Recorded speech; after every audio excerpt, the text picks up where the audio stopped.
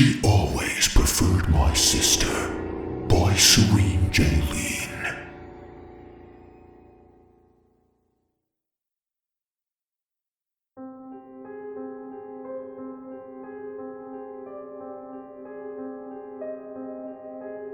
I loved my grandma. Loved. She preferred Ellie, my little sister. She absolutely adored her, and a strange fascination with Ellie always bothered me as a child.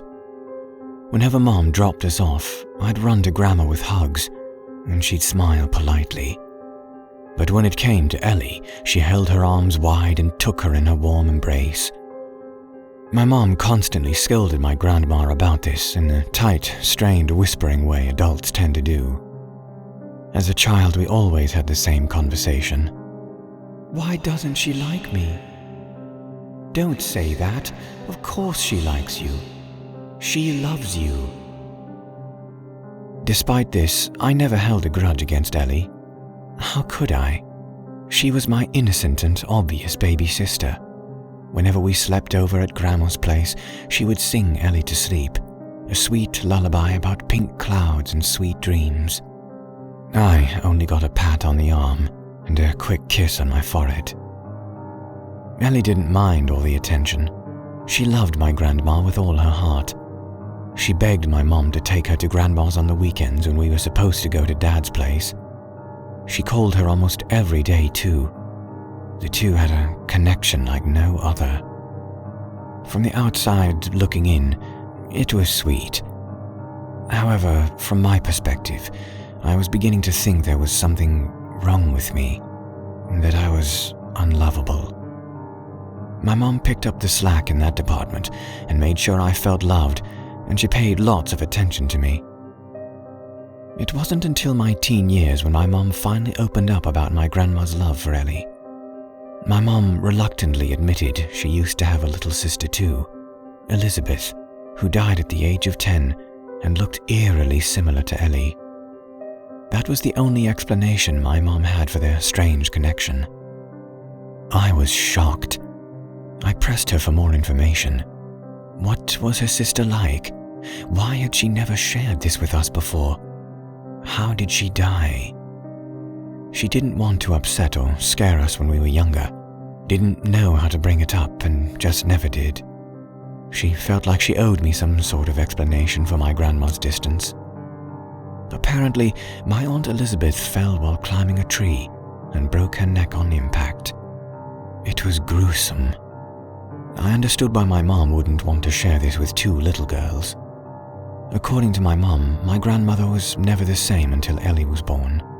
She joked even that Ellie was Elizabeth reincarnated.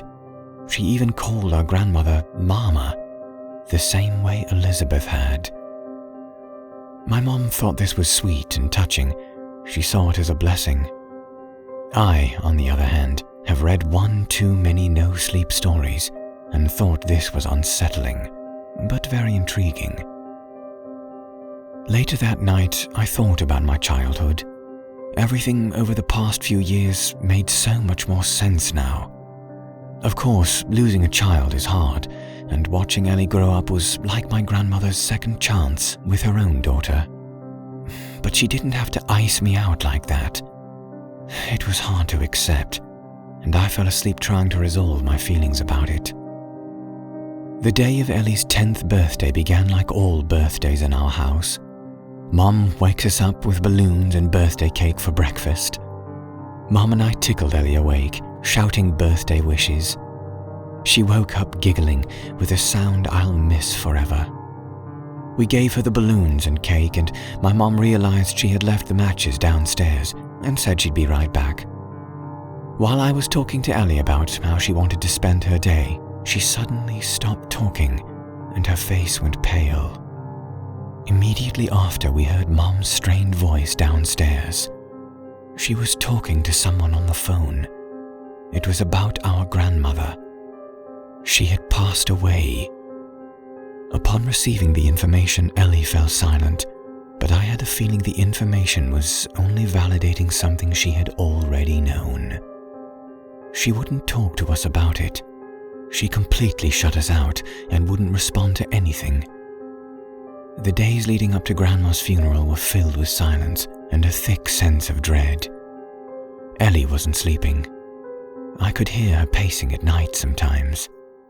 I figured this was just a way of mourning and let her be. Every morning it seemed like the circles under her eyes got darker and deeper. There was nothing I could do to reach her. The smiling, sweet 10-year-old became a pale, blank zombie. The morning of the funeral, Ellie refused to get out of bed. She was kicking and screaming, crying that she couldn't do it. She didn't want to see Grandmother that way. We tried everything, but she pleaded to stay home. My mom, exasperated, finally agreed for the sake of time and understanding. We all needed to grieve in our own ways. The funeral itself was concise and punctual, just as my grandmother had always been. The turnout was decent, and I spent most of the time comforting my mom. It wasn't until they began lowering the casket that I felt a weird twinge in my stomach. I had a feeling that something was wrong, very wrong, and I wanted to rush home. On our way back, the closer we got home, the stronger the feeling grew. By the time we pulled up to the house, I jumped out of the car and flew through the door, expecting something on the other side. But I was greeted with silence. The house was deafeningly silent. I stood in the center of the living room, unnerved. Just as I was about to sit down, I heard a muffled voice from upstairs. Definitely not a 10-year-old girl's voice. I ran upstairs to check on Ellie. Her bedroom was at the end of the hall, and as I reached the top of the stairs, my breath caught in my throat. For some reason, I felt deeply disturbed. Ellie's door was left ajar, and the lights were off. My mom called out to me, but I could not speak. I slowly moved towards Ellie's door and heard a similar tune about pink clouds and sweet dreams.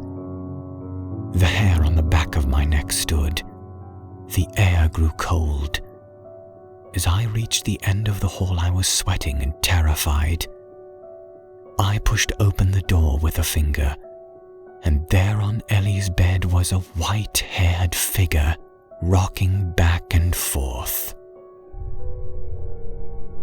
My grandmother slowly turned around with a lifeless Ellie in her arms and a huge grin on her face. Her smile fell as she held up one finger to her lips and whispered, "Shh. Elizabeth is sleeping." I let out a blood-curdling scream and woke up in a cold sweat. It was just a dream, a really screwed-up dream. I bolted out of my bed to go check on Ellie and almost slammed into my mom, who was about to knock on the door. Surprised, she looked at me with tears brimming in her eyes and said, "I just got off the phone with the hospital. Your grandmother has passed away."